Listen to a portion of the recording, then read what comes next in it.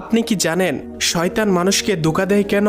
তো আল্লাহ তাআলা যখন শয়তানকে জান্নাত থেকে বের করে দিলেন, তখন শয়তান আল্লাহ তাআলাকে বলল, আপনি এই মানবজাতির জন্য আমাকে জান্নাত থেকে বের করে দিলেন, আপনার ইজ্জতের কসম, আমি আজীবনকাল এই মানবজাতিকে ধোঁকা দিতেই থাকবো। তারা যখন কোনো ভালো কাজ করতে চাইবে, আমি তখন তাদেরকে ধোঁকা দিয়ে খারাপ কাজের দিকে নিয়ে যাব। এইভাবে আমি তাদেরকে আপনার কাছ থেকে দূরে সরিয়ে নিয়ে যাব এবং তাদেরকে জাহান্নামী বানাবো।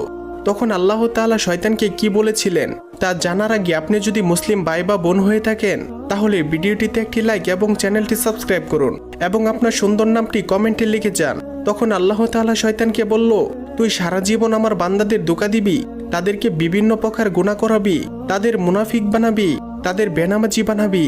কিন্তু আমার বান্দারা যদি জীবনে একবার হলেও তাদের গুনাহের প্রতি অনুতপ্ত হয়ে আমি আল্লাহর কাছে 2 ফোঁটা চোখের পানি ফেলে ক্ষমা চায়, আমি আল্লাহ তাদের জীবনের সমস্ত গুনাহ মাফ করে দেব।